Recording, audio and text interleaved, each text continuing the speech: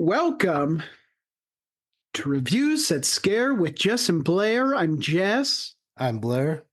Blair, how are you? I'm doing okay, man. How you doing? I am doing okay. Thank you very much. Yeah. We are on to our third movie review of the month of November, a month we've been calling Prequels Month. Mm-hmm. And we watched this last one during our monthly watch party. So thanks to everyone who tuned in. That was a lot of fun. They're always a lot of fun. They are. I missed about half of the watch party, unfortunately. A little bit of technical difficulties. It took Blair about 20 minutes to realize that his movie was playing in French. Yeah, it did. Maybe not 20 minutes, but yeah, it took a while though. man, oh man. Anyways, it was a fun watch party. Excited to talk about today's episode. But before we do that, what do you say we chat a little bit about some horror news? This is horror news. Blairski, you got some horror news? I do, man. The horror comedy cult classic Idle Hands is officially getting a remake. Finn Wolfhard, who plays Kid Richie in the It remake, as well as Mike in Stranger Things, and Billy Brike, who stars in the Ghostbusters Afterlife and the new Saturday Night Live film, which you've seen, Jesse. Excellent movie. Excellent movie. Both of them will be writing and directing the Idle Hands remake, which is pretty cool. Very cool. I'm a huge fan of the original movie. I don't necessarily think this movie needs to be remade, but I am excited to see what they do with it. Well, Blairski, unfortunately, every movie in the eyes of Hollywood is destined for a remake or a sequel or, or in this month's case, a prequel. A prequel. I mean, you can't have enough, right? I'm kind of cool that they're writing it, though. It is pretty cool. They're writing and directing, and I'm excited to see it. I love Idle Hands. I think it's a great movie. Yeah. Finally, after 25 years, the Blair Witch Project is being re-released the way the creators intended it. The new release will feature a bunch of deleted scenes, alternate endings, commentaries, interviews, and never before seen 16 millimeter shot footage, which is how the movie was actually shot before they had to transform it into 35 millimeter film to be shown in movie theaters. Very, very cool. So it's a pretty cool special edition Blu-ray release they're coming out with. Unfortunately, it's sold out already. I'm not surprised. Yeah, you can't buy it. So it's a controversial franchise. Either you love it or you hate it. I'm curious. I would love to see the 16 millimeter. I would love to see if they released it back into theaters. Would be cool. I don't know. That would be really cool. Cool. From what I read, it's just like a Blu-ray special release, but that would be awesome if they did that. Fair enough. Fair enough. Anything else? That's it? That's all I got, buddy. I've got a couple here. So we saw it last year with Rob Zombie's House of a Thousand Corpses coloring book, which was very cool. Yeah. One of the coolest bits of horror merch we've seen in quite a while. But another film is getting the coloring book treatment. An absolute cult classic, the Rocky Horror Picture Show, is getting an official coloring book. It will be released August 12th, 2025, and will include I have 50 pages, but that's decent. I think it's closer to 100 pages. Well, that's even better. Now I'm doubting myself. Either way, very, very cool. I know that they just released I think it was an 8-bit Rocky Horror Picture Show video game, which got a lot of love kind of around the same time as Evil Dead got the 8-bit remake. Yeah. And Halloween as well. Really, really cool. I love that movie. It's a lot of fun. It's a great movie. And then finally, we have a little bit of info regarding a release date of the much anticipated Last of Us Season 2. It's been a while. It has been. As Creed once said, it's been a while. Creed, aka Stained, aka Creed. It's been a while. AKA Creed. That's right. I love this show. I love the games. Very excited for this. Of course, season 2, based on the much loved Naughty Dog video game franchise of the same name. We don't have an exact date, but we can narrow it down to the spring of 2025. Blowski, that's right around the corner. That's a Coming handful of up. months. Coming up, man. I still haven't even seen the first season. All I have to say is shame on you. I've seen You've started it, though. the You've first started it. 2 episodes, I think. Yes. I'm so bad with What's I'm just bad. I'm bad why are with you? Yeah, shows. what's the delay caused by? I'm just too busy watching movies. Fair enough. Movies are cool. Yeah. Fair enough. Fair enough. That's all I have for horror news. What do you say we jump into this week's episode? The pardon me, the third episode in the month we're calling Prequels Month goes to 2011's Final Destination 5. Runtime on this one, 1 hour, 32 minutes. Blairski, initial thoughts. Right in the wheelhouse, but it's a long movie. It feels long, man. It certainly is, especially if especially if you have to rewatch the first 20 minutes. Yeah. Yeah, we'll talk about it in likes and dislikes. I mean, super long intro, Yeah. super long first scene. Yeah. And then a lot happens, and then the ending. Dear Lord, pick up the pace, but we'll get to it. We'll get to it. Before we do that, what do you say we chat about some fun facts? Fun facts. Facts that are fun. Blairski, you got fun facts for Final Destination 5?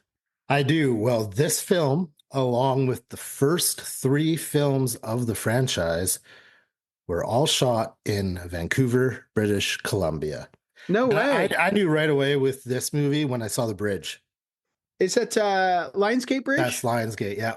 Right when Excellent. I saw it, it's supposed to be North Bay Bridge in New York City, I believe, or New York. But right when I saw it, I knew it was Lionsgate Bridge. So Blairski knows that bridge. He knows that city. Yeah, I used to live in Vancouver, so pretty cool stuff. Pretty cool. Finally, this is the second film in the franchise to be shot in 3D. And also the second highest grossing film in the entire franchise. Wow, no way. Second only to the original. Yeah. Wow. Wow, I'm surprised with that. Yeah, me too. I'm curious if the 3D shot in 3D had anything to do with it. We knew right away. I mean, usually if a movie's in 3D, they try and sell it as, 3D, which this one did not. But from the 15-minute intro, I mean, you could tell that it was meant to be watched in 3D. There's glass flying towards you and whatnot. Yeah, very much. We'll talk about that a bit more in likes and dislikes too. Yes, we will. I've got some fun facts here. There are a ton of references to the other films in the franchise. Excuse me, including a logging truck from Final Destination 2. Yep, noticed that. A picture of a race car from Final Destination, the first one. Noticed that. A picture of a roller coaster. I believe it's in the optometrist office from Final Destination 3. I missed that. Did not see that one. And that's just 3 of them. I think there's a ton more as well. That's cool. Yeah. What else do I have here? Ellen Rohrer, who played Candace, the gymnast, is a gymnast in real life. I'd imagine so. Yeah. I would imagine so, unless that was like an actual gymnast double. But yeah, I'm sure as part of the requirements, also really cool thing to put on your resume. Yeah. And then finally, it has the longest opening disaster scene. Now, we're not talking about the 15-minute intro. We're talking about the opening disaster scene with the bus and Lionsgate Bridge. Longest opening disaster scene in the franchise, coming in at 4 minutes and 44 seconds. Even seemed longer than that. It did. It did indeed. Yeah. Okay, let's talk about the fine folks who worked on this one. Directed by Stephen Quayle. Also directed 2014's Into the Storm, 2005's Aliens of the Deep, and was second unit director for Avatar, Titanic, and The Adventures of Rocky and Bullwinkle. James Cameron. I don't know about Rocky and Bullwinkle, but I actually think Rocky and Bullwinkle is the only movie that James Cameron did. Oh, his pride and joy. His pride and joy. You're fucking with me now. I'm just pulling your chain. His pride and joy. James Cameron's The Adventures of Rocky and Bullwinkle. Oh, Moose and Squirrel. Yeah. Anyways, written by Eric Hieserer. Also wrote 2011's The Thing.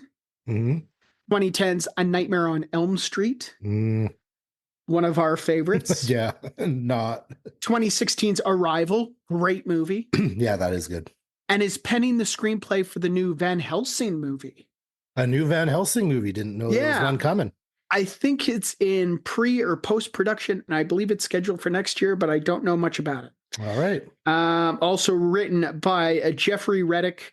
Also wrote the screenplay for Final Destination 1 and 2 and 2018's The Final Wish. This one has a surprisingly large cast, so we're just going to kind of go over a lot of people who had the most amount of screen time in this one. Starring Nicholas DeGazzo as Sam, starring 9 episodes of Heroes, 3 episodes of The Office as Hunter, Jan's assistant. Okay. 14 episodes of Masters of Sex, 23 episodes of Trial and Error, and 19 episodes of Gotham as Harvey Dent. Okay. Starring Emma Bell as Molly, starring 30 episodes of Dallas as Emma Brown, 6 episodes of The Walking Dead as Amy, 2010's Frozen. That's the one, I don't think the animated one. I believe 2010's Frozen is the one where they're stuck on the chairlift. That's also a great movie. And also in 2016's A Quiet Passion. Mm-hmm. Also starring Arlen Escarpata as Nathan, starring 10 episodes of The Oath, 20 episodes of Found, and as Lawrence in 2009's Friday the 13th. Miles Fisher as Peter, also starred as Tom Cruise in 2008's superhero movie. We'll get into him resembling Tom Cruise later. That's so funny. Yeah, but he also starred in 2011's J. Edgar alongside Leonardo DiCaprio. Jacqueline McInnes Wood as Olivia, starred in 2,444 episodes of The Bold and the Beautiful as Steffi. Crazy. I would say that's a lot of episodes. That is a lot of episodes. That's a I don't lifetime know- of episodes. I don't know how many they film a week. I would imagine 1 or 2 a week at least at that rate. Jesus. Soap operas move at an alarming rate. Yeah, they do. Pump out episodes like nobody's business, and they button all around for like 40 years. Yeah. Also starring Ellen Rohr as Candace, starting 8 episodes of Animal Kingdom, 5 episodes of For All Mankind, and 6 episodes of Hey Babe. And then also starred PJ Byrne as Isaac, David Koechner as Dennis, and the legendary Tony Todd as Bloodworth. R.I.P. Tony Todd. R.I.P. Okay, synopsis for 2011's Final Destination at 5, courtesy of our dear friends at IMDb. Death returns to claim the lucky survivors of a deadly bridge collapse in the 5th frightening installment in the series. Whoa! Don't try and give too much away. That's it. Yeah. It's the 5th movie in this franchise. Yeah, it is. And more people will die. Talking about people dying, kill count. Kill count. The time of the show we count the kills. Blairski, we got a kill count for Final Destination 5? We do, man. We got a kill count of 94 kills in this movie. Majority of those, of course, are during the bridge scene. I think Of course. Yeah. about 80 or so deaths are in that scene, but still 94 is a pretty high kill count for this movie. It's up there for the award show. I'm sure it's It going to be is, a for nominee sure. for highest kill count of the year. And that's not including like the bridge scene twice. Like that's not including the vision and then the actual event. That's just the event. Right, right. Okay, well, this leads us to one of our favorite segments of the show, likes and dislikes. Likes, dislikes, likes, dislikes, and everything in between. The portion of the show where we chat about what we liked and what we didn't like, and everything in between. Blairski, should we start with the deaths in this one, since that's kind of what the movie's all about? Yeah, of course we should. Some clever kills. There were some clever kills. My issue personally with the kills in this movie is you could tell on a lot of them that the kills, as well as the movie itself, were made for 3D. Yeah. So it was forcing a lot of kind of that 3D effect, that CGI effect in the kills, which I've been very vocal before about not being a big fan of, and Yeah. there was a lot of that in this movie. Mind you, there were some good practical effects used, but there was a lot of that 3D pop-up CGI in the kills. It was very gimmicky. We saw it Yeah. in Piranha, and movies Yeah. like that, where it's you go into the movies for these kind of gory, creative kills, and I must say that they are creative. Yeah, they are. They're good. Um, Good and ideas. every movie in this franchise is a little bit different. They all have kind of their unique kills that people will leave the theater talking about. Mhm. But yeah, it's very dated. It's very of its time, especially with the CGI. And like you said, a lot of these kills, I'm thinking of a lot of them right off the top of the show, right off the top of the movie.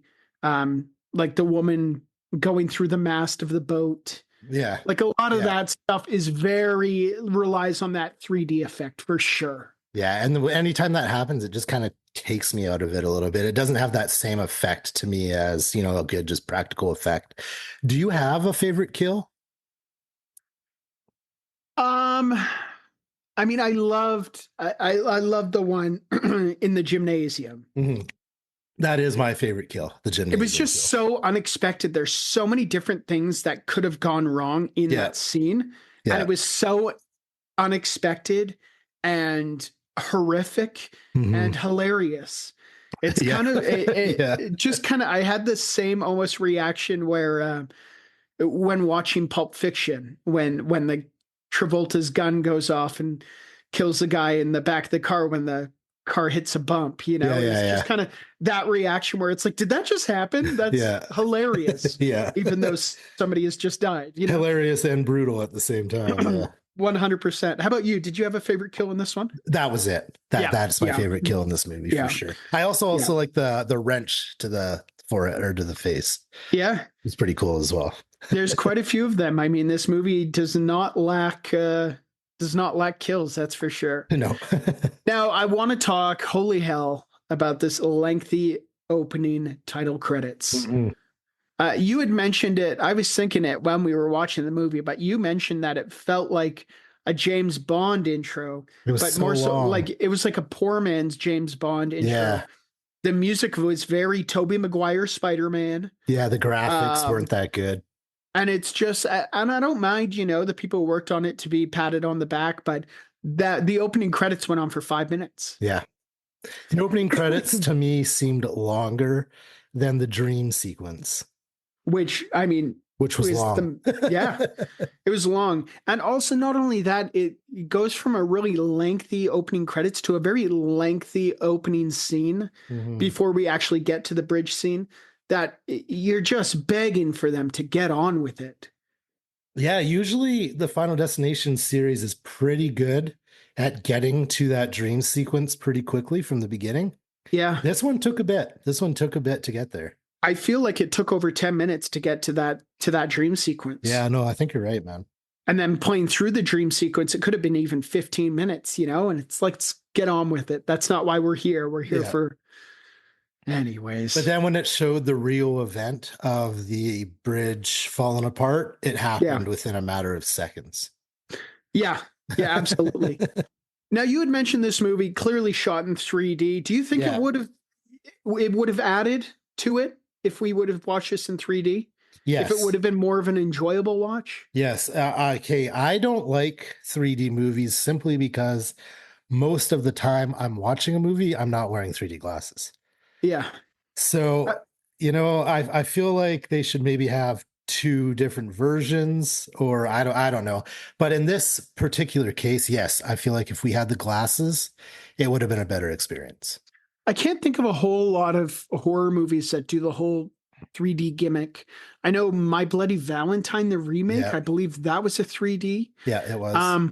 But there was a time 10, 15 years ago where it seemed like every other movie that was coming out was in 3D. One of the Paranormal Activity movies is in 3D as well. Really? Yeah, I think it's the fifth one. Okay, bring it on. Bring it on. A house haunting in 3D, why not? Yeah, right. I mean, it's a great premise. I love the premise of these movies. It's a lot of fun. Can we correct the past? Can we fix things before everyone we love dies? Yeah. But there's always consequences to your action. I don't know. I like the premise of these. I do too. And this is the only movie that I can think of anyway, where they actually have that way out of it by killing someone else.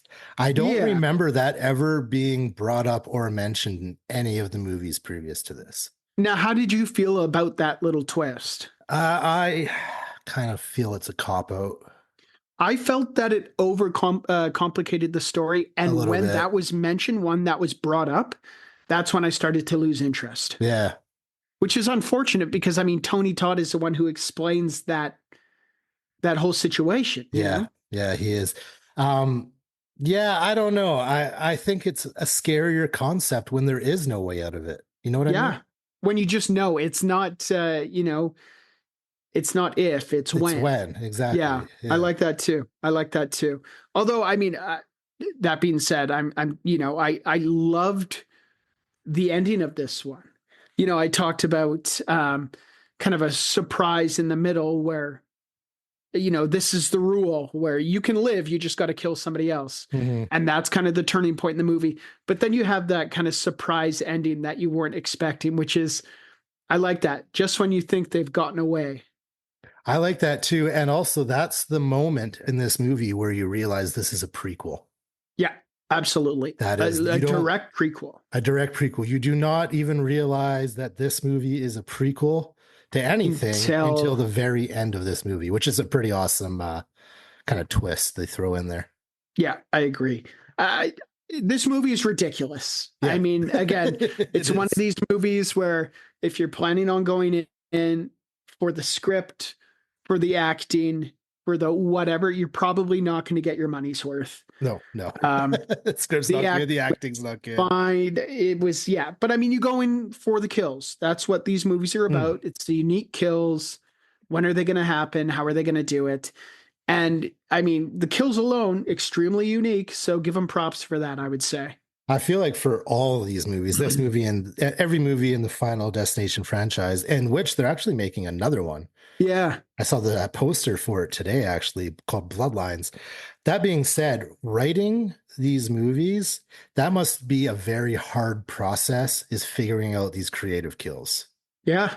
Like you'd think that would take a good amount of time to figure out good creative ways to kill these people off. 100%. And that takes me back to the death scene in the gymnasium where it's, there's a million different things that could have killed her. Yeah. But it's like, let's play this out, let's, even though it's predictable, we know that she's going to die in this scene.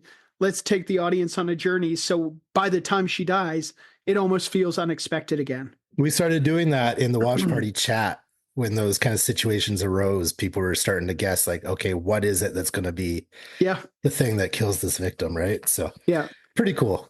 I think that's perfect timing. And I honestly, I was thinking about maybe creating a new segment for the show called Things That Could Lead to Your Death. Because the list is extensive and maybe huge.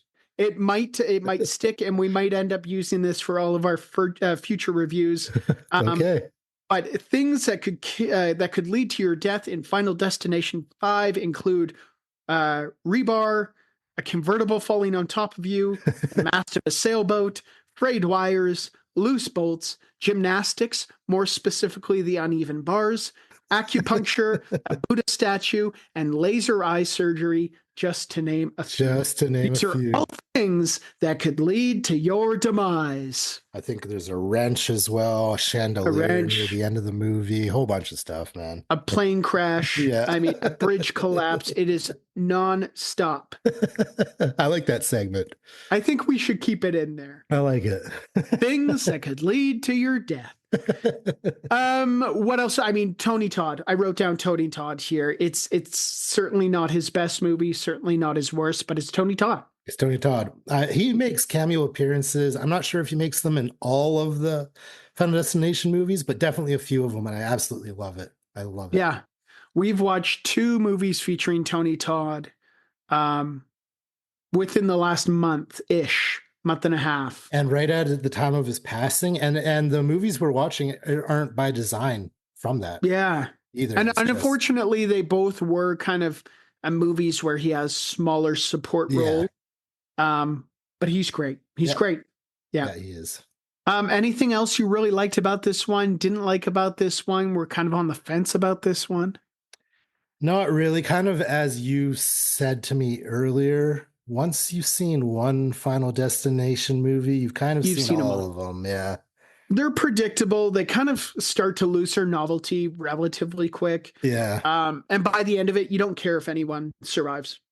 That being said, it has been so long since this movie came out. I'm kind of excited for the new one. Yeah, was this the last one in This the was the franchise so last far? one. I'm pretty sure. Yeah. Okay, if so, then it has been a minute, and yeah, well overdue for a remake. I think so. Good Lord.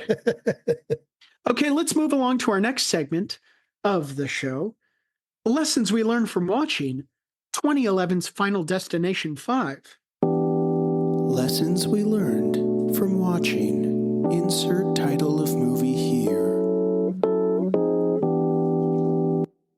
The segment of the show where we talk about the valuable life lessons we learned from watching said movie. Blairski, please tell me you learned something. Just a couple of things. I learned that the best place to be when the Grim Reaper is chasing you is locked away in a padded room.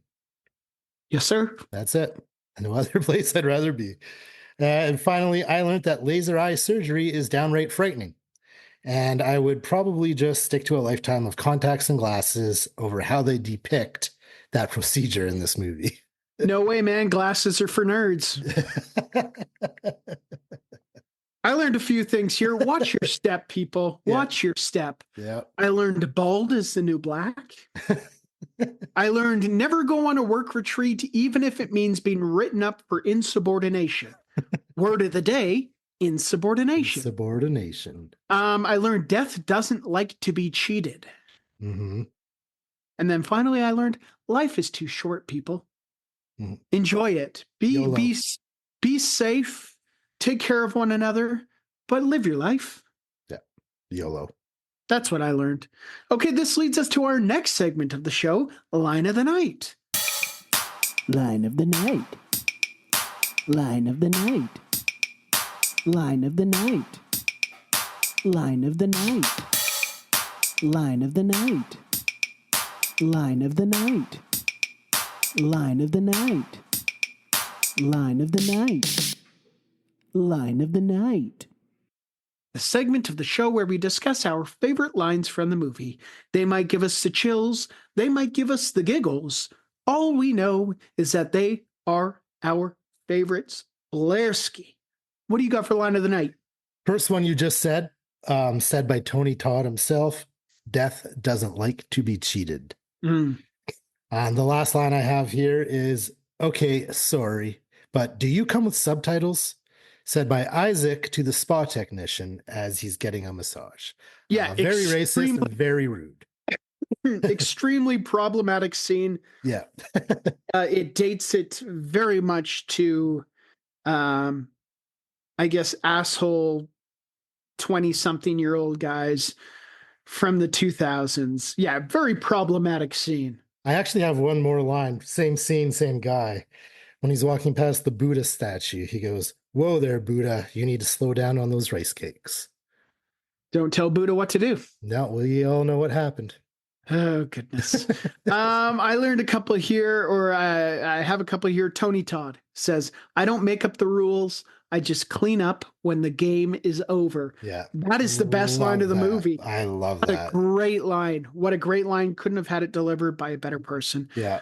And then finally, said by Isaac, he says, did he just say my name? This was after his boss mentions his name as one of the company employees killed in the tragic accident. Yeah, that part's so During funny. the eulogy at the funeral. It was a very, very funny scene. It Did you was. just say my name? The one guy's like, I see dead people. Yeah. Goodness gracious. Okay, this leads us to our final segment of the show. Blair has gone on record to say that it is one of his favorites. It's in the top 5, I think. Top 5. It's on the Mount Rushmore. Yes, sir. Celebrity lookalike time. Celebrity lookalike time. the time of the show where we take a look at the cast and discuss their celebrity doppelgangers. Spoiler alert, it usually comes down to the character's hairstyle. Blairski, Yes, sir. I know you're going to mention it, but kick it off with. Well, yeah, we're going to say it right away. Paul looks like Tom Cruise. He A does. lot like Tom Cruise. And Paul also kind of looks like James Franco's brother, Dave Franco. Those are the only two celebrity lookalikes I put. The character Peter reminds me of Dave Franco, but also Tom Cruise, the actor from one of Blair's favorite movies, Cocktail. It's been a while since you mentioned that. As That's Creed once said, hilarious. it's been a while. It's been a while. That's funny. Great minds think alike, but also because he does look like those two people. He It's does, and it's 100%. really funny that he played Tom Cruise in superhero movie. That's hilarious. But I it didn't makes even know sense that. because he looks like a young Tom Cruise. He does. He does. I do have one more besides that. The main character, Sam, he kind of reminded me of retired NHL goalie Carey Price a little bit. Okay, Yeah, a little bit. from the Montreal Habitants. Yes, sir. Okay, rock and roll, rock and roll.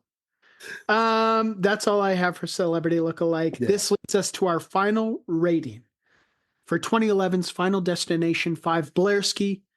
Out of 5 flawless balance beam routines, tragically ruined by loose screws, faulty air conditioning, hand chalk, frayed wires, and a dead body, what are you giving Final Destination 5? This movie's fine. It's the 5th movie in Final Destination franchise. Yeah.